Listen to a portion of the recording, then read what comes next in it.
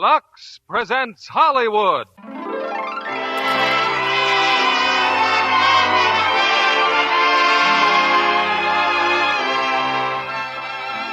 Lever Brothers Company, the makers of Lux Flakes, bring you the Lux Radio Theater, starring Frank Sinatra, Kathryn Grayson, and Gene Kelly in Anchors Aweigh. Ladies and gentlemen, your producer, Mr. William Keighley.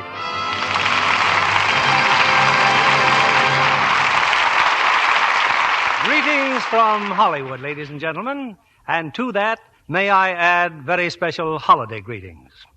This time of year calls for music, gaiety, and laughter, and so we've gone out of our way to bring you all three in a play that so many of you have requested, Metro-Goldwyn-Mayer's great screen hit, Anchors Aweigh.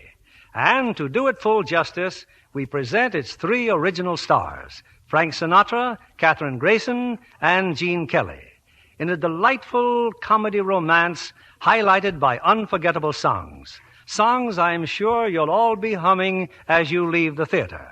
Humming tomorrow, maybe, as you wash those dishes in rich, mild Lux suds. For especially this time of year, when entertaining is an almost daily ritual and time is precious, I'm sure Lux Flakes are brightening the holidays by helping you care for your nice things more easily and quickly. And in that way, they're promising a Happy New Year to you all. It's time for Anchors Aweigh, and here's our first act, starring Frank Sinatra as Clarence Doolittle, Kathryn Grayson as Susan, and Gene Kelly as Joe Brady.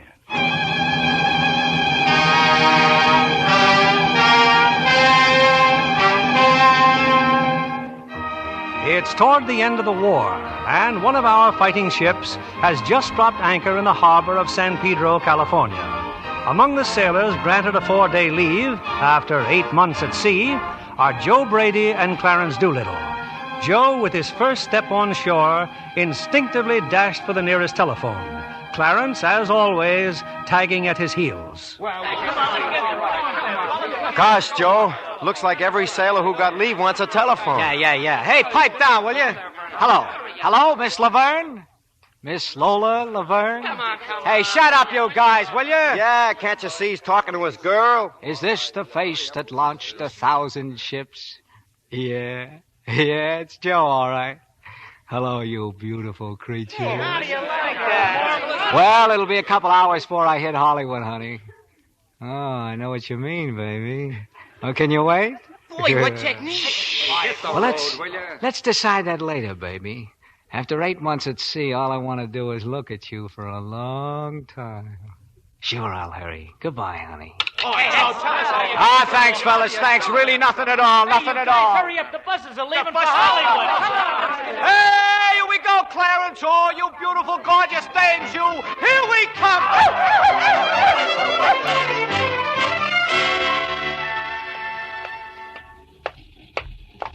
Now, look, Clarence.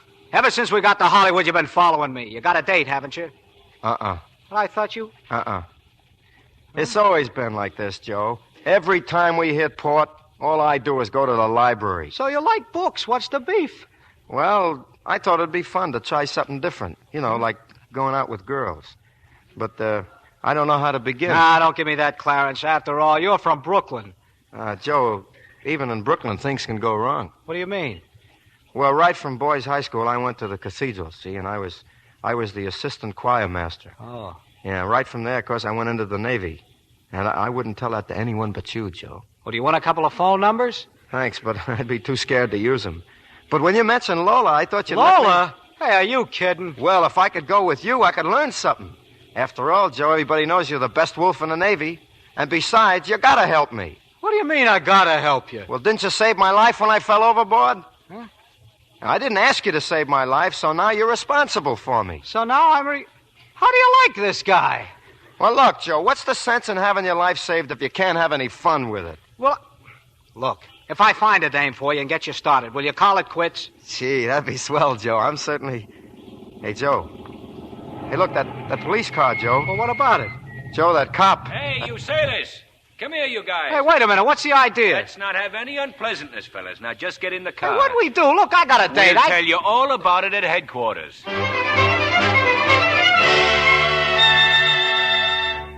Well, I found a couple of sailors, Captain. Here they are. Yeah, what's the charge? What's the big idea of Now, hauling take it easy, sailor. If you've been inconvenienced, I'm sorry. But you see this kid here? Sure, I see this kid Well, he's here. run away from home. He won't tell us who he is or where he lives. I'm going nuts. Well, what will he tell you? That he run away to join the Navy. Oh, I see. Hi, Admiral. Hi, sailor. So you want to join the Navy, huh? Aye, aye, sir. Okay. Attention. State your name and rank. Donald Martin, sir. Boy. Where do you live? 1515 Foothill Road. Hey, just like Daddy tells him. He wouldn't tell us nothing. Well, look, mate, it's like this. Before they'll take you in the Navy, you got to have a letter from your mother or father saying it's okay, see? But I don't have a mother or father anymore. Oh. You think a letter from my Aunt Susie would be okay? Well, sure, why not? Okay, McGinley. Drive them all over to the kid's house. Oh, no, nothing doing. Oh, we don't mind, Joe. It'll take you 5 minutes. No, I can't. Look, what am I going to do about Lola? She's waiting for... Well, look, are you sure it'll only take 5 minutes? Maybe less even. Come on, kid. Here we go.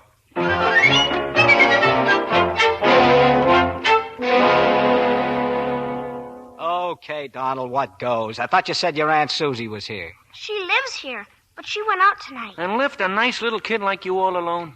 Oh, but Mrs. Murphy was here. See, she left a note. Give me that. Dear Miss Abbott, Donald was a very good boy. He's fast asleep, so I went home. Mrs. Murphy. She only thought I was fast asleep. Yeah. Fellas, I don't want you to get the wrong idea. I don't want you to think I'd walk out on you, but... Hey, where you going? I'm leaving. I got a date with a girl. Well, that's just great. What do you think I got a date with, a duck? Well, anyway, you want to talk to her aunt, don't you? Thanks, fellas. Say, if he can blow, I can blow. Lola. Joe, now wait a minute, Joe. You can't leave me here. What about my being a wolf? You promised me. And you both promised me you'd talk to Aunt Susie. If you don't help me, what'll I do? Oh, pipe down a minute, will you? What are you so worried about? Huh? Oh, things, sailor. Things. You'll understand when you get older. They used to say that to me, too, Donald. Well, did you understand when you got older? Nope. That Aunt Susie, what can an old lady be doing out this time of night? Hey, Joe. Psst. There she is. Hi, Aunt Susie. Hey, Joe. That ain't an old lady. That's a young lady. Well, what got you home so early? Your feet give out? What? And just who are you? Leaving this little kid all alone while you're out having a big time. Would you mind telling me what you're doing here? Oh, sure. We're a couple of guys the police called in when they found this kid wandering around the boulevard. Donald? Just a moment. Don't apologize to us. Don't apologize. Come on, Clarence. Well, goodbye. Joe, but you promised me. Joe, you promised. What? Hey, Joe, the kid's crying. Wait a minute, please. Give me a chance to explain. Okay, you're very sorry, but my pal and I have got plans, see? We'd like to get going. Oh, I haven't got a thing to do. What? Well, I just thought if you could stay for a little while. You see, Donald's so upset, and I... Well, Oh, now, wait a minute, Donald. What is this? But you promised me, Joe. The letter. Joe, don't go. Don't go. Oh, look at him, Joe. He's hugging you. What letter? Well, the kid wanted to join the Navy, see? And, well, I told him about needing a letter from his folks. And if you give it to me now, Aunt Susie, I can leave with Joe. Can't I, Joe? Well, sure, but, there's a couple of things besides the letter, can you read and write? Well... You can't read and write. You think the Navy takes dopes? Not ever? Well, maybe sometimes, huh, Clarence? Yeah, but even dopes have to read and write. What'll I do? Well, the first thing you gotta do is study real hard. Before you know it, you won't be a dope. All right, Donald. Now what about bed? Okay, Aunt Susie, but Joe's got to tuck me in. What? Now, really, Donald. Oh, we'd be very happy to put him to bed, won't we, Joe? Huh? Joe, what's the matter, Joe? You got such a funny look on your face. You're all purpley like. Okay, kid, now close those peepers and hit the sack. Come on. Joe, you're coming back to see me? Promise? Sure, I'll come back, sure. Come on, Clarence, let's blow. Wait, I always get sung to sleep. Look what wants to join the Navy. Okay, Clarence, you're the choir master around here. Sing to him. Oh, Joe. Go ahead, sing. Oh. Lullaby and good night, with roses bedight, bright angels arms around, my darling shall stand. Lay thee down now and rest. May thy slumber be blessed. Lay thee down now and rest. May thy slumber be blessed.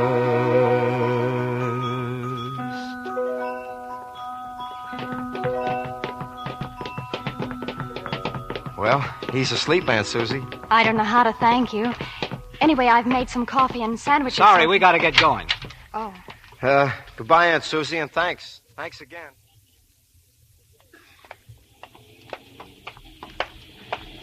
But where are we going, Joe? I better phone Lola. That looks like a bar down the street. I'll phone from there.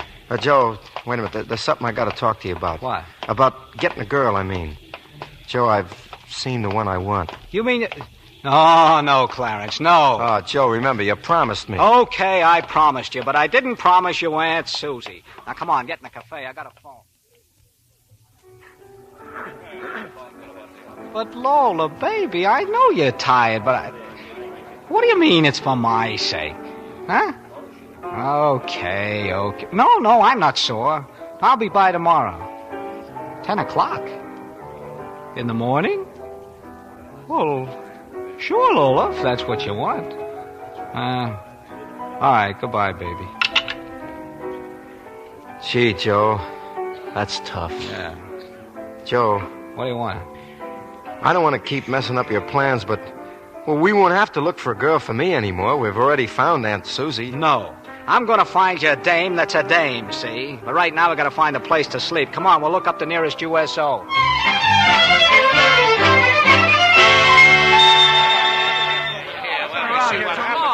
Hey, there's a couple of beds down there, fellas. Thanks, pal. First night's leave for you guys? Yeah. Well, what do you say? Do you want to talk? Oh, sure. We got in a little trouble, didn't we, Joe? We picked up a little kid, see? Yeah, and what a little kid that was. What? And what another little kid that she had waiting for us when we got home. Such trouble we should run into every night of our life, huh, Clarence? Yeah. I tell you, never have I seen such dames. Now, take this blonde. Not that there was anything wrong with that redhead of yours, huh, Clarence? Oh, no. She was rather interesting. Interesting. You guys should have seen this kid work.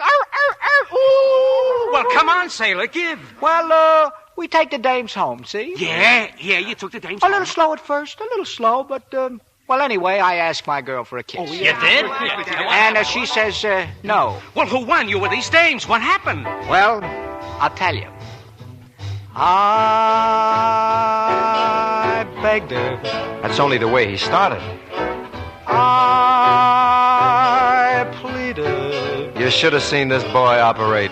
I told her, baby, come out of your shell. I told her, maybe you'll find that it's swell. What technique, huh? I argued. Never saw such a stubborn dame in my life. I threatened. This kid's got muscles, too. I said, you can't send me home, not like this. And I finally got that kiss. You tell her, Brooklyn. Tell her how it happened. She begged me. True? Oh, true. She pleaded. Got down on a bended knee to him. She told me, baby, come on out of your shell. Oh, this boy was sensational. She told me, maybe you'll find that it's swell. Tell him, Brooklyn, tell him. I'm telling him. She argued. They fought like wildcats. Then she threatened. Practically threw a gun on the boy. She said, you can't go away, not like this. What happened? Then she finally got her kiss.